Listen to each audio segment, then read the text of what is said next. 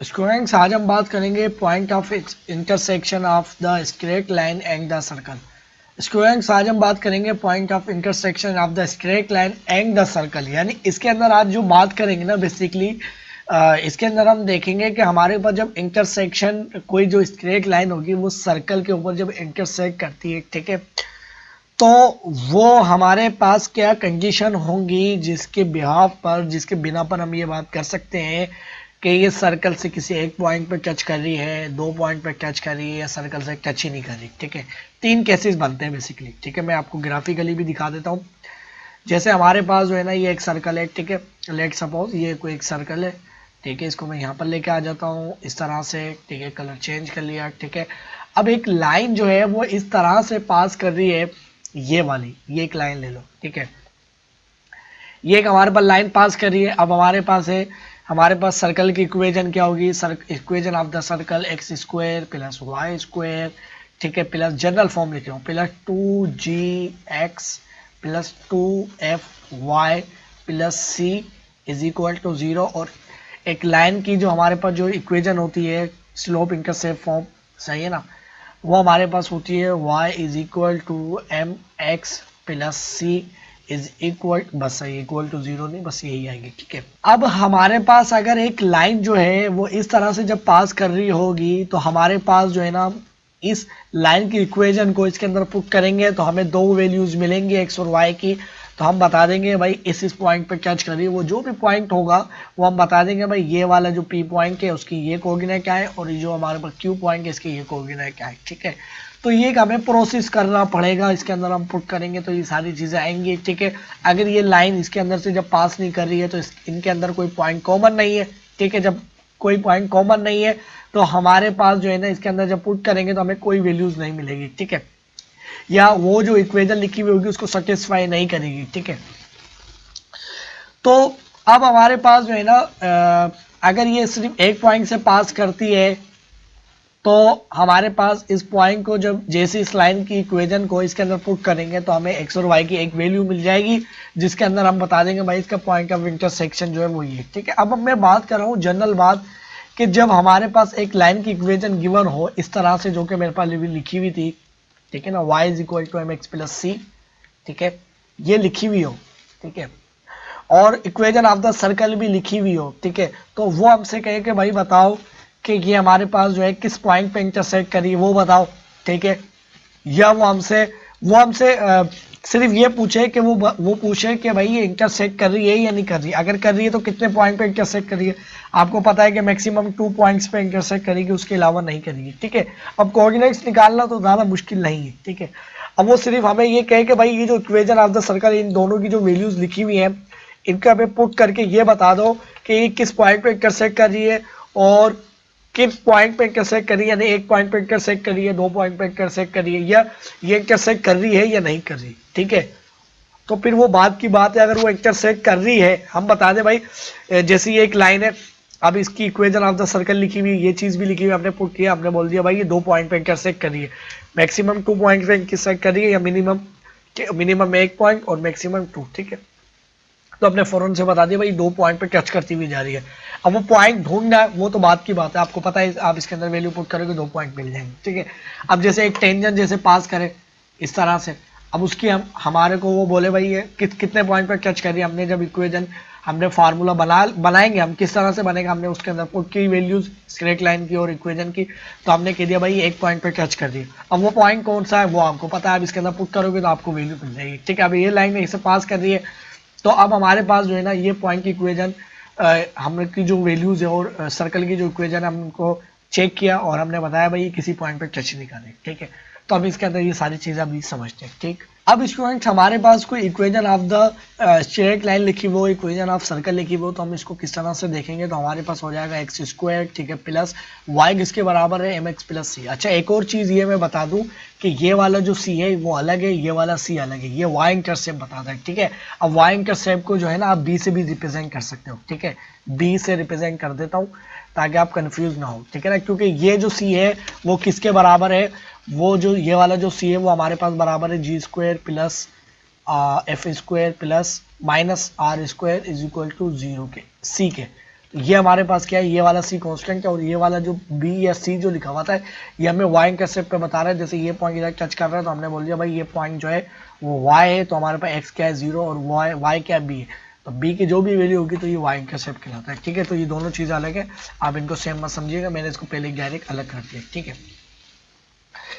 अब हमारे पास जो है ना, हमारे पास y किसके बराबर है, एम एक्स प्लस बी के, तो मेरे पास क्या हो जाएगा, मैं y की जगह क्या लिख दूंगा, एम एक्स प्लस बी का होल स्क्वायर आ जाएगा। ठीक है, प्लस 2g एक्स आ जाएगा। ठीक है, प्लस 2f, y की जगह आ जाएगा एम एक्स प्लस सी। ठीक है, ये m लिखा हुआ है, सही है, और c नहीं b आ जाएगा, मैंने c लिखा है उधर भी, सही है, तो ये हमारे पास क्या आ जाएगा, c आ जाएगा। ठीक है, b सॉरी, ये b आ गया और ये m लिखा हुआ है, सही है। फिर हमारे पास क्या आ गया, plus c is equal to 0। ठीक है, हम ओपन करेंगे तो हमारे पास क्या हो जाएगा, x square plus m x का होल स्क्वायर। ठीक है, फिर हमारे पास क्या हो गया, प्लस बी का होल स्क्वायर। ठीक है, प्लस 2 ए क्या है हमारे पास, एम एक्स, और बी क्या है, बी है, सही है, plus 2g x plus 2f, f f multiply होगा एम एक्स से, तो हमारे पास कितना हो जाएगा, एम एक्स। ठीक है, एम एक्स और फिर प्लस 2f मल्टीप्लाई होगा बी से। ठीक है, फिर plus c is equal to 0। ठीक है, अब स्टूडेंट्स ये वैल्यूज हमारे पास क्या हो जाएंगे, अगर मैं कलर चेंज करके लिखूं तो वो हमारे पास हो जाएगी एक्स स्क्वायर। अब इस एक्स स्क्वायर मैंने जैसे ही कॉमन लिया इसके अंदर से, तो मेरे पास बचेगा 1 प्लस एम का होल स्क्वायर। ठीक है, फिर हमारे पास जो है ना स्टूडेंट्स, अगर मैं ये अभी बी को छोड़ के बाकी जो एक्स वाली, इधर एक्स आ रहा है, इधर एक्स आ रहा है, इसमें एक्स आ रहा है, तो प्लस मैं क्वाड्रेटिक इक्वेशन की एक शेप लाना चाह रहा हूँ। ठीक है, तो ये एक्स आ गया हमारे पास। ठीक है, तो मेरे पास क्या बचेगा, 2m b। ठीक है, प्लस 2g प्लस 2f। ठीक है, और m भी है साथ में। ठीक है, और फिर हमारे पास क्या है, प्लस b का होल स्क्वायर। ठीक है, फिर प्लस 2f b। ठीक है, plus c is equal to 0। ठीक है, क्लियर है। अब स्टूडेंट्स अब हम देखें तो ये हमारे पास एक क्वाड्रेटिक इक्वेशन की एक जनरल फॉर्म बन गई है। कौन सी बन गई है, जो कि हमारे पास होती है, अगर मैं आपको इधर लिख के बताऊं तो हमारे पास है ए एक्स स्क्वायर। ठीक है, प्लस बी एक्स। ठीक है, plus c is equal to 0। ठीक है, अब याद रहे ये वाला सी जो कांस्टेंट है, ये जो सी है वो अलग है। ठीक है ना, इसको अलग कंसीडर करिएगा। ठीक है, और ये जो बी है ना वो भी अलग है। ठीक है, यानी इसको मैं ए डैश के लेता हूँ, इसको ए डैश और इसको डैश। ठीक है, तो इसका मतलब है ये जो पूरी चीज लिखी हुई है ये ए के बराबर है, ए डैश के बराबर है ना, इसको ए डैश से इसलिए कर रहा हूँ ताकि कंफ्यूजन ना हो। ठीक है, ये हमारे पास इसका मतलब है बी डैश लिखी हुई है फार्मूले के मुताबिक, और this whole thing is c dash लिखी हुई है। तो इसको हमने पढ़ा हुआ है कि हमारे पास जो क्वाड्रेटिक फार्मूला होता है वो होता है minus b plus minus b का whole square minus 4ac divided by whole divided by 2a। ठीक है, ये हमारे पास क्या आ गया, क्वाड्रेटिक फार्मूला। ठीक है, अब स्टूडेंट्स हमारे पास जब इक्वेशन ऐसे दे दी जाए, ये इक्वेशन दे दी। ठीक है, अब याद रहे ये हमारे पास जो इक्वेशन लिखी हुई है ये हमारे पास ऐसी इक्वेशन लिखी हुई है जो कि जिसका जो ओरिजिन है, सर्कल का जो सेंटर है वो ओरिजिन नहीं है। यानी हमारे पास जैसे ये सर्कल बनाऊं तो इसका जो ओरिजिन है वो सेंटर, यानी वो जो है हमारे पास 0,0 है। ठीक है, मगर इसके अंदर हमारे पास ये सर्कल कोई यहाँ पर बनना है, कहीं पर भी बन सकता है, मगर जिसका जो सेंटर है सर्कल का वो यहाँ नहीं बनना है। ठीक है, तो अब इसके अंदर जो है ना, अब इसके अंदर जो हमारे पास, अगर मैं यहाँ पर आपको दिखाऊं, जो हमारे पास डिस्क्रिमिनेंट होता है, डिस्क्रिमिनेंट वो बताता है कि हमारे पास वो लाइन की जो नेचर है वो क्या है, वो लाइन जो पास कर रही है क्या वो सर्कल पे 2 पॉइंट पे टच करती हुई जा रही है। ठीक है, तो डिस्क्रिमिनेंट क्या होता है, जो कि रूट के अंदर लिखा हुआ होता है। देखिए अब क्वाड्रेटिक फार शेप आ गई है बिल्कुल हमारे पास, तो इसके बी क्या होगी, बी ये पूरी वैल्यू होगी, ए क्या होगी, ये पूरी ए वैल्यू होगी, और ये सी क्या होगी कांस्टेंट की, वो ये वैल्यू होगी। तो ये जो हमारे पास बी स्क्वायर माइनस 4ac जैसे हम इसके अंदर पुट करेंगे, अगर इसकी वैल्यूज जो है ना, ये डिस्क्रिमिनेंट कहलाता है। पहले क्या कहलाता है, डिस्क्रिमिनेंट, सही है, क्या कहलाता है, डिस्क्रिमिनेंट। ठीक है ना, अगर ये डिस्क्रिमिनेंट जो है हमारे पास 4 sorry b square minus 4ac जो है ना, अगर वो हमारे पास, अगर मैं वो जो कंडीशंस है अगर मैं यहाँ लिख लूँ, ठीक है, तो स्टूडेंट्स ये वो कंडीशन है जिसके बिहाफ पर हम बात करेंगे कि अगर हमारे पास बी स्क्वायर माइनस 4ac जो है अगर वो 0 से ग्रेटर होगा तो इसका मतलब है वो इंटरसेक्टिंग क्यू लाइन। अब स्टूडेंट्स ये वो हमारे पास कंडीशंस हैं तीनों जो कि मैंने लिख दी है कि अगर हमारे पास बी स्क्वायर माइनस 4ac जो कि जब हम क्वाड्रेटिक की इक्वेशन में उसको कन्वर्ट करेंगे, जाहिर सी बात है वो कन्वर्ट हो जाएगी ऑटोमेटिकली, तो हमारे पास जो बी स्क्वायर माइनस 4ac जो होगा अगर वो हमारे पास ग्रेटर देन 0 है, ग्रेटर यानी उसकी वैल्यूज जो है अंदर की जो इनसाइड रूट लिखी हुई है, रूट के अंदर जो रेडिकल के अंदर लिखी हुई है उसकी वैल्यू 0 से ज़्यादा है, तो इसका मतलब है कि वो इंटरसेक्टिंग 2 पॉइंट्स, यानी वो हमारे पास 2 पॉइंट पे सर्कल के, यानी वो लाइन इस तरह से पास करेगी, सर्कल के किसी भी दो पॉइंटों पे टच करती हुई जाएगी, ठीक है। अगर वो हमारे पास 4ac B square minus 4ac जो है अगर वो इक्वल है 0 के, तो इसका मतलब है वो एक पॉइंट पे टच कर रही है। अब एक पॉइंट पे टच करने का मतलब क्या है, वो टेंजन है, एक पॉइंट इंटरसेक्टिंग वन पॉइंट, या इसको मैं टेंजन भी कह सकता हूँ, टेंजन ऑफ द सर्कल। अगर मेरे पास ये बी स्क्वायर माइनस 4ac अगर 0 है के बराबर है तो ये मेरे पास सिर्फ एक पॉइंट पे टच करेगी, एक पॉइंट पे टच करने का क्या मतलब है कि वो टेंजन है उस सर्कल की, ठीक है। अब हमारे पास क्या b square minus 4ac less than 0, तो इसका मतलब है वो लाइन जो है वो हमारे पास इंटरसेक्टिंग लाइन नहीं है, वो उससे टच नहीं कर रही, ठीक है। और वो वैल्यूज जो है वो इमेजिनरी में चले जाएंगी, ठीक है।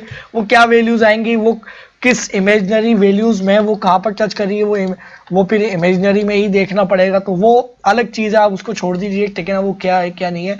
तो इसका मतलब अगर सिंपल अल्फाजों में कहूँ वो ये है कि वो अगर हमारे पास जो डिस्क्रिमिनेंट है वो 0 से कम है, तो इसका मतलब है वो जो लाइन की जो इक्वेशन थी वो हमारे पास किसी पॉइंट पे क्या कर रही है, टच नहीं कर रही, ठीक है। अगर वो इंटरसेक्टिंग अगर वो 0 से ग्रेटर आई तो इसका मतलब वो दो पॉइंट पे टच करिए। अब 2 पॉइंट पे जब टच करिए फिर आप इसको सॉल्व करोगे तो आपको ऑटोमेटिकली दोनों वो पॉइंट मिल जाएंगे कौन से, ठीक है। अगर आपको सिंपल बताना है कि भाई उसकी क्या वैल्यूज है, ठीक है ना, तो इसी तरह से हमारे पास जो है ना अगर वो 0 के बराबर है तो एटलीस्ट हमें ये पता चल जाएगा भाई वो टेंजन है, किसी एक पॉइंट पे टच कर रही है। अब वो पॉइंट कौन सा है तो आप बिल्कुल इस फार्मूले की मदद से फाइंड आउट कर सकते हो, या फिर ये फार्मूला नहीं लगाओ तो फैक्टराइजेशन, काफ़ी मेथड है, ठीक है, आसान है निकालना, ठीक है। तो अब स्टूडेंट्स अगर मैं ए और बी की अगर मैं वैल्यू लिख दूँ तो स्टूडेंट्स हमारे पास जो ए है वो किसके बराबर है, तो ए हमारे पास बराबर है 1 प्लस एम स्क्वायर के, ठीक है। और अगर मैं बी लिख दूं तो बी स्टूडेंट्स मेरे पास बराबर है किसके भाई, 2m B plus 2g plus 2f m के, ठीक है।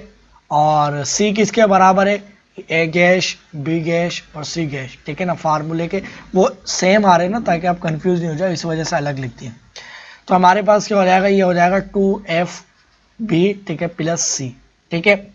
ये हमारे पास वैल्यूज आ गई हैं, आप उसमें सिंपल पुट करोगे आपको मिल जाएगा, ठीक। अब याद रहे कि ये जो मैंने चीज लिखी है ये तीनों बातें मैंने बता दी जो कि हमारे पास 7 पॉइंट हमारे पास जो 7 जो टॉपिक है, इसका नेक्स्ट टॉपिक जो हम पढ़ेंगे उसके अंदर हम कंडीशन ऑफ टेंजन जो लाइन होती है उसकी कंडीशन ही देखेंगे, और वही कंडीशन अभी हमने समझ ली क्योंकि इसको हमने पूरा एक ही पूरी वीडियो के अंदर ही सारी चीजें समझ रहे हैं, ठीक है।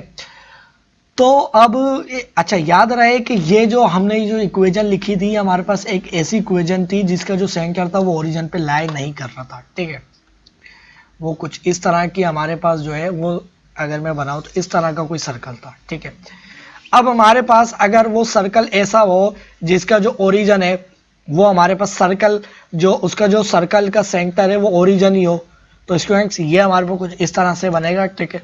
जिसको हम अगर ट्रिग्नोमेट्री में याद करें तो हम यूनिक सर्कल बोला करते थे, मगर वो चीज़ नहीं है, सिर्फ एक फन के लिए मैंने बात कही है, ठीक है। तो ये जो हमारे पास जब सर्कल होगा जिसका ओरिजिन पे बनेगा तो अब जाहिर सी बात है उसकी आपको इक्वेशन पता है कि वो क्या होती है, एक्स स्क्वायर, ठीक है। एक्स स्क्वायर मैं अगर लिख लूँ यहाँ पर वो हमारे पास होती है x square plus y square, ठीक है, is equal to r square, ठीक है। अब वो इस तरह से वैल्यू क्यों आती है, क्योंकि स्टूडेंट्स हमारे पास जब ये इक्वेशन जो लिखी हुई होती थी उसके अंदर ये होता था, अगर मैं आपको एक बार रिकॉल करवाऊं, क्या इसका जो हमारे पास जो ये जो हमारे पास G और F लिखा हुआ है वो हमारे पास क्या बताते हैं, सेंटर ऑफ द सर्कल। ठीक है, अब सेंटर ऑफ द सर्कल इस केस में जब ओरिजिन के ऊपर वो जो सर्कल बनता है तो वो क्या होते हैं, जीरो होते हैं। अब वो जब जीरो होते हैं तो हमारे पास वो वैल्यूज क्या हो जाएंगी, वो हमारे पास हो जाती है -G, ठीक है, और -F जो कि हमारे पास क्या बता रहे होते हैं, सेंटर ऑफ द सर्कल। इस केस में हमारे पास क्या हो जाते हैं, 0,0। ठीक है, अगर इधर आप देखो तो 0,0 ही है। ठीक है, अब जब 0,0 है तो इसी जो हमारे पास जो ये जो ए और बी जो ये वैल्यूज बननी है, ए और बी, इनके अंदर जहां पर आपके पास जी और एफ आ रहा है उसके अंदर सिंपल क्या कर लो, ये जो अगर मैं इसको कॉपी कर लूँ यहाँ पर, ठीक है, अगर मैं कॉपी कर लूँ, बल्कि मैं यहाँ पर लिख लेता हूँ, अगर हमारे पास ऐसा सर्कल जो कि ओरिजिन पे बन रहा होगा तो इसकी इक्वेशन हमारे पास क्या होगी, तो हमारे पास जो ए हो जाएगा वो क्या हो जाएगा भाई, वो हमारे पास ए हो जाएगा। ए यानी हमारे पास जो ये जो हमारे पास जो ए कौन सा वाला ए, जो इसके यानी जो वैल्यूज ये वाली, ठीक है, जिसको मैंने प्राइम अभी कहा हुआ है, इसको भी प्राइम कहा हुआ है, इसको भी प्राइम कहा है मैंने, इसको भी, ठीक है, और इसको भी प्राइम का प्राइम, क्योंकि बी भी दोनों में आ रहे ना वो, अच्छा वो सेम नहीं है, याद रहे एक्स और वाई वो सिर्फ सेम होंगे जब वो इंटरसेक्ट कर रहे होंगे। ठीक है ना, तो ए प्राइम जो हो जाएगा ये गेश में के लूँ, वो मेरे पास किसके बराबर हो जाएगा, जाहिर बात है वो मेरे पास हो जाएगा 1 + m² के। ठीक है, क्योंकि इधर कोई हमारे पास वो आ ही नहीं रहा जी एफ। ठीक है, बी क्या हो जाएगा, तो b =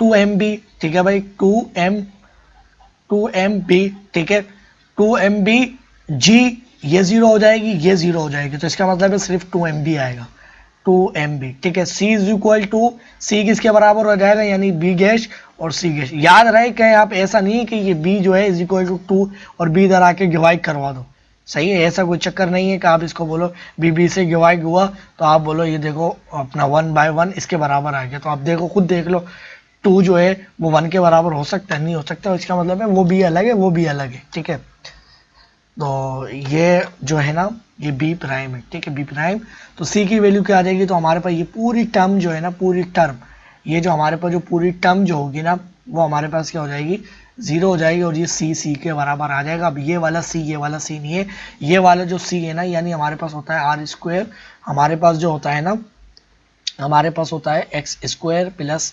y², ठीक है, -r²। अब r² को जो है ना मैंने क्या कहा है कि r -r² = c होता है, तो इसका मतलब है ये हमारे पास क्या है, ये इसको मैं कह सकता हूँ -r² लिखा हुआ है। ठीक है, अब r² क्या होता है, अगर आप देखो तो आप इस चीज़ से कंफ्यूज हो रहे हो शायद, तो मैं आपको बता देता हूँ कि हमारे पास जो है ना, जब हमारे पास इस वाली जो टर्म लिखी हुई है, हमारे पास जो c होता था वो हमारे पास बराबर होता था स्टूडेंट्स g² + f², ठीक है, -r² = क्या होता था, c होता था, तो ये भी 0 है, ये भी 0 है, तो इसका मतलब है जो r² जो है वो किसके बराबर है, -c के। ठीक है, c लिख लूँ या -r² लिख लूँ, बात है कि ये कब, जब हमारे पास ऐसा सर्कल जिसकी इक्वेशन हो x² + y² और = r², यानी इसका ये क्या इंडिकेट करती है, हमें क्या बताती है, क्या रिप्रेजेंट करती है, इक्वेशन ऑफ द सर्कल जिसका जो सेंटर होता है या मिड पॉइंट में कह लूँ वो ओरिजिन के ऊपर लाई करता है। ठीक है, और फिर इसी तरीके से फॉर ए सी यही सारी चीज़ें अप्लाई होंगी। ठीक है, अगर हमारे पास वो जो है सर्कल, हमारे पास जो है वो सर्कल की ये जो -4ac ग्रेटर होगा तो वो इंटरसेक्टिंग लाइन होगी, वो वाली लाइन। ठीक है, अब मैं क्या करता हूँ एक एग्जांपल लेता हूँ, फिर ये सारी चीज़ें आपको क्लियर हो जाएंगी। ठीक है, मैं इधर लिख लेता हूँ एग्जांपल।